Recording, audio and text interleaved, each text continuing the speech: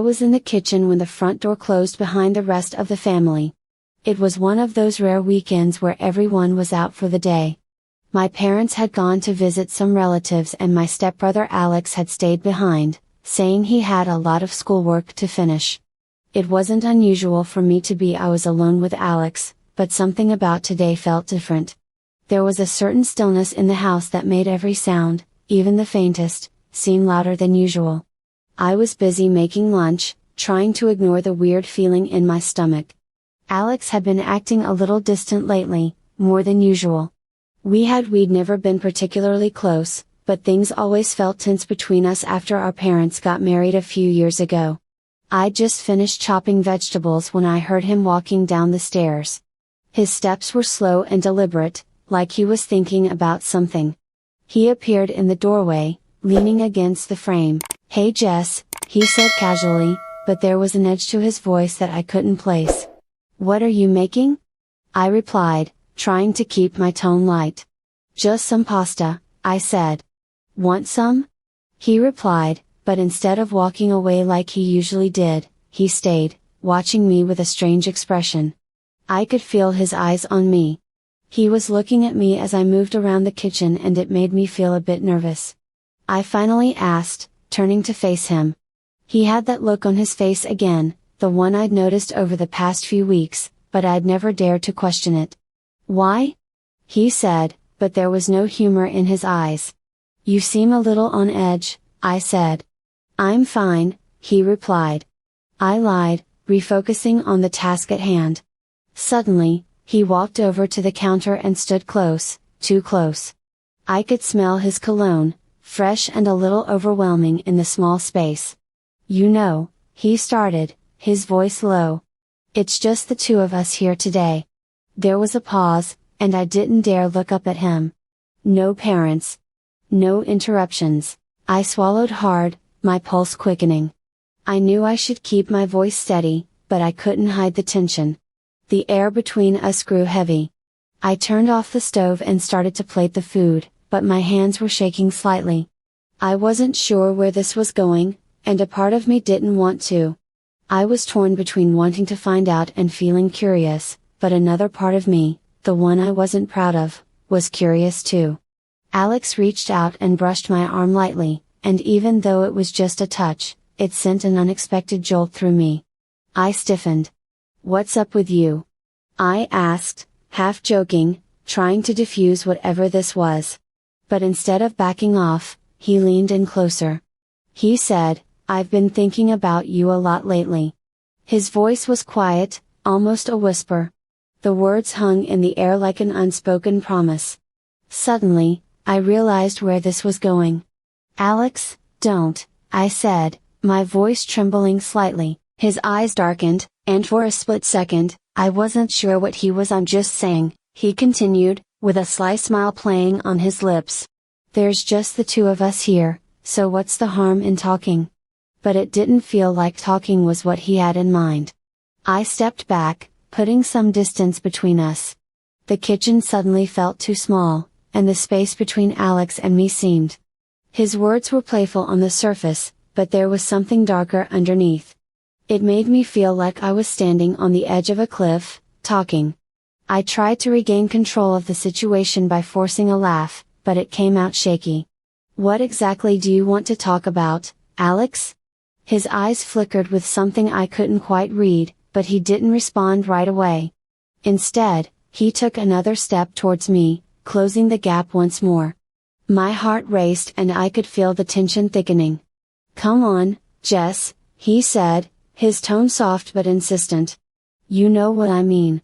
I turned away, grabbing the plates. I put the plates aside and felt Alex's presence behind me, looming like a shadow. I needed to get out of the kitchen, away from the intensity of the moment. I mumbled, "I'm going to take this to the living room," trying to sound casual. I didn't look back as I walked out, but I could hear him following me as I set the plates down. Alex popped up on the couch, his eyes never leaving me. It felt like he was waiting for something, but I couldn't figure out what. I sat on the opposite end of the couch, keeping a safe distance between us. The TV was on, but I wasn't really watching it. I could feel the weight of his gaze on me. For a while we sat in silence. I could hear the clock ticking away the seconds. I could feel the tension between us, unspoken but undeniable. "Do you ever think about what things would be like if we weren't related?" Alex suddenly asked, breaking the silence. His voice was low. It was as if he wasn't sure he should be saying it. My stomach dropped. This was crossing a line neither of us knew how to deal with. I didn't answer right away. How was I supposed to answer something like that? "That's a weird question," I said, trying to deflect. I picked up the food on my plate, but Maya was no longer hungry. "Is that what you're asking?" He pressed on, leaning forward. "Technically, we're not even related by blood. You're just my stepsister." That's the excuse that made this conversation seem like it was on the right track, but it didn't make it right either. I finally looked at him, and the intensity in his eyes caught me off guard. He wasn't joking. This wasn't just some weird sibling banter. He was serious, and that scared me more than I wanted to admit. "Alex, we can't," I started to say, but he interrupted me. "Why not?" he asked. "It's not like we're doing anything wrong. We're just..." His eyes gave me a shock. He wasn't joking. This wasn't just some weird sibling banter. He was serious. And that scared me more than I wanted to admit. "Alex, we can't," I started to say, but he interrupted me. "Why not?" he asked. His voice was soft, almost pleading. "Who's going to know?" he asked again. He sounded like he was begging. "We're just..." He kept using that word, like it was some kind of cover for what he was really getting at. I shook my head. "It doesn't matter. We're family now, whether you like it or not." I gestured between us. "This can't happen." He didn't say anything for a moment, but I could see the frustration building up behind his eyes. His calm facade. "Jess," he finally said, leaning closer. "I've seen the way you look at me sometimes. Don't act like you've never thought about it."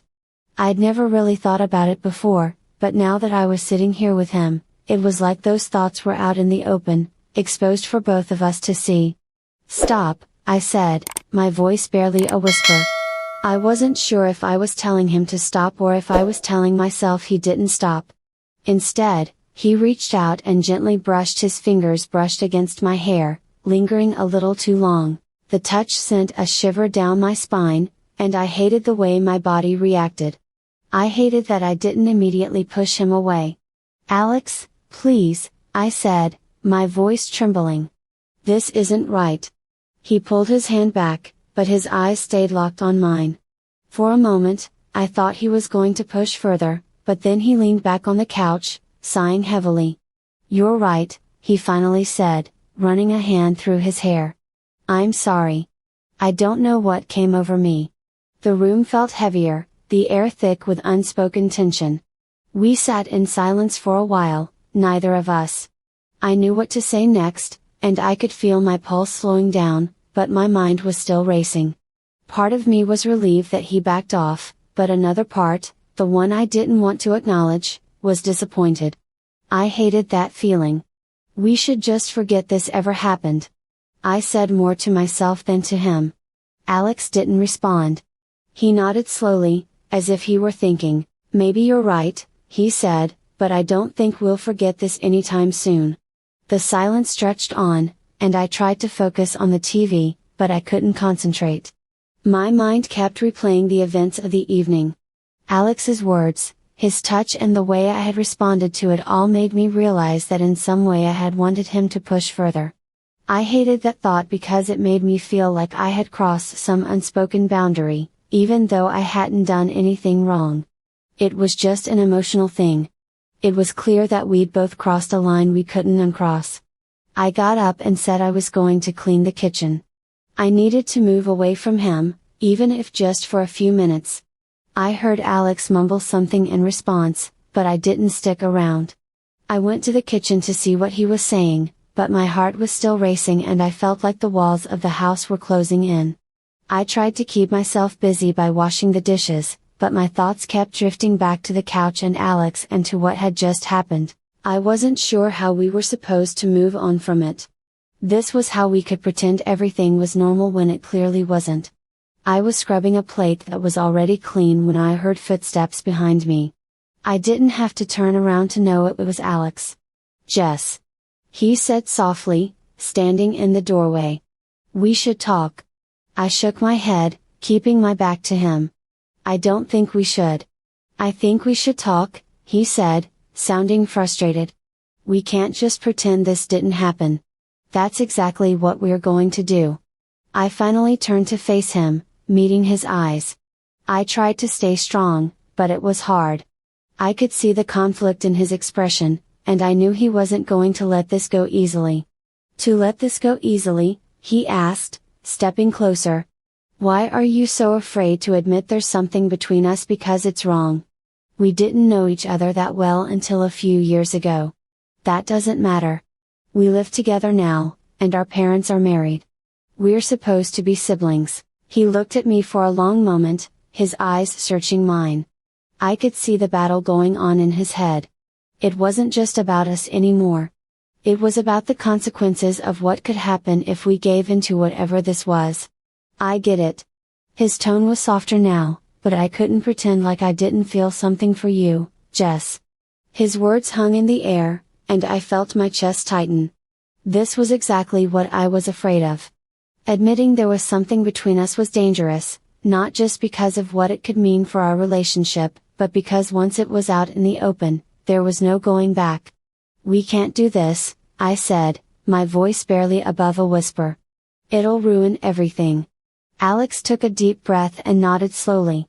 But I could see the disappointment in his eyes. "I don't want to ruin anything.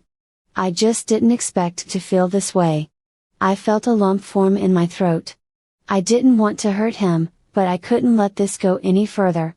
I had to put an end to it before things got even more complicated. "We need to stop," I said firmly. "Whatever this is, whatever you think it could be, it's not real. We're just confused because we've been stuck in the same house for so long. Once we get some space, things." Alex didn't say anything for a moment, but I could see he was thinking. Finally, he nodded, though reluctantly. "Okay," he said, stepping back slightly. "I'll back off. I don't want to make you uncomfortable." I let out a breath. I hadn't realized I was holding my breath. Relief washed over me, but it was mixed with a deep sense of unease. I had hoped this would make everything easier, but now I wasn't so sure. "Thank you," I said quietly, though my voice was strained. I forced a small smile, but it felt forced and hollow. He turned to leave, but then he paused at the doorway. "Jess, for what it's worth, I didn't mean to make things weird. I just don't know. I guess I misread things." "It's okay," I said, though we both knew it wasn't. "Let's just forget about it." He gave me one last look before walking away, leaving me alone in the kitchen once again. As soon as he was gone, I leaned against the counter, my head spinning. I had stopped whatever was happening between us. I couldn't shake the feeling that this wasn't over. There was something unresolved, something that still lingered in the air between us. No matter how much I wanted to pretend otherwise, I knew that avoiding it wouldn't make it go away. Days passed and Alex and I settled into a fragile silence. We both avoided talking about what had happened, but the tension between us lingered like a storm waiting to break every time our paths crossed in the house. It felt like the atmosphere was thick with tension. It was like there was something unsaid between us that was weighing us both down. One evening, I was in my room when I heard a soft knock on the door. I knew it was him before he even spoke. "Jess, can we talk?" he said, his voice hesitant and careful. I hesitated, but finally, I opened the door just a crack. "I just want things to be okay between us," he said quietly. "I don't want things to be weird forever." I nodded, unsure of what to say. "Yeah, me too," we said together. We stood there for a moment, neither of us moving. Without saying anything else, he nodded and turned to leave as he walked away. I felt a strange sense of finality settle over me. Whatever had been brewing between us was over, and even though there was still tension, It was clear that we had both decided to move on. In that quiet moment, I realized that sometimes the things we don't say can be louder than the ones we do. Thanks for listening to my story. Make sure you subscribe to our channel for more videos.